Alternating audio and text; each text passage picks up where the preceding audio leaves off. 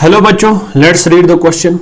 A body of mass 8 kg is suspended through two light springs X and Y connected in series as shown in the figure. The readings X and Y respectively, the readings in X and Y respectively are. Okay? मेरे पास एक system दिया गया है जिसमें हमारे पास क्या है, जिसमें हमारे पास कनेक्शन है दो स्प्रिंग्स का, एक स्प्रिंग X है, दूसरा स्प्रिंग Y है और इसके साथ एक वेट कनेक्टेड है। तो हमसे कहा जा रहा है कि अगर ये वेट जो है जब ये दो इन स्प्रिंग्स के साथ कनेक्टेड करेगा तो इस पे ग्रेविटेशनल फोर्स नीचे की ओर लगेगा, तो जिसकी वजह से इलोंगेशन स्प्रिंग X और Y दोनों में आ जाएगी। तो हमें बोलना है कि जो रीडिंग होगी स्प्रिंग कितनी रीडिंग देगा, स्प्रिंग की रीडिंग कितनी होगी।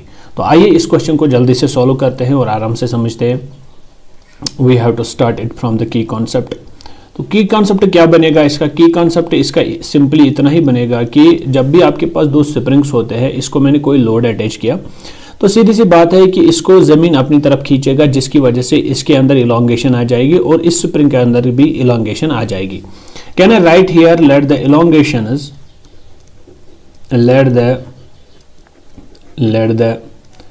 इलोंगेशंस in the springs X and Y are small x and small y। तो ये चीज़ मैं यहाँ पे नोट कर रहा हूँ कि मैं बोल रहा हूँ कि जो मेरे पास spring X and spring Y है, मैं मान लेता हूँ यहाँ पे कि जो मेरा X स्प्रिंग है उसके अंदर इलोंगेशन X है और जो मेरा Y स्प्रिंग है उसके अंदर इलोंगेशन जो है Y में मान लेता हूँ। ठीक है। Now the point is at equilibrium stage. अगर इक्विलिब्रियम स्टेज की बात की जाए, इक्विलिब्रियम स्टेज एक ऐसा स्टेज होता है या इक्विलिब्रियम स्टेट एक ऐसा स्टेट होता है जिसके अंदर क्या होता है कि जो भी आपका सिस्टम होगा, लेट अस सपोज मेरे पास कोई सिस्टम है, उस पे जो मेरा नेट फोर्स होता है, net force on the system जो होता है दैट इज इक्वल टू 0। तो जब सिस्टम पे नेट फोर्स 0 होगा, अगर मैं इसी सिस्टम को यहाँ पे थोड़ा सा जल्दी से बनाने की कोशिश करूँ, इसका मतलब ये हुआ कि ये मेरा एक हैंडल है जिसके साथ मेरा स्प्रिंग X कनेक्टेड है, फिर स्प्रिंग X के साथ मेरा स्प्रिंग Y कनेक्टेड है। यहाँ से चूंकि वेट कनेक्ट करने के बाद क्या होगा, वेट कनेक्ट करने के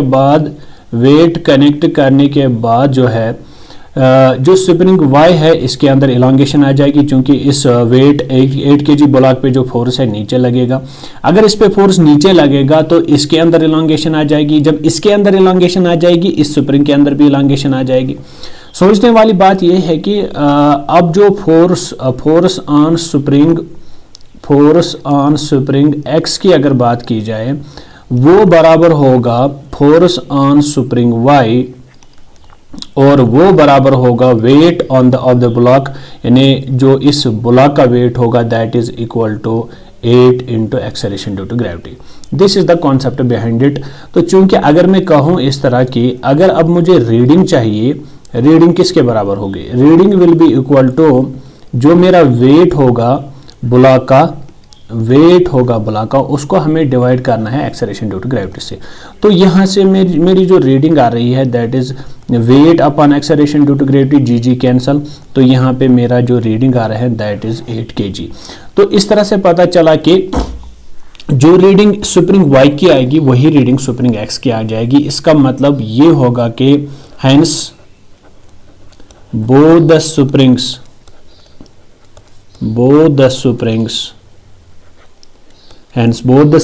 will give the same reading।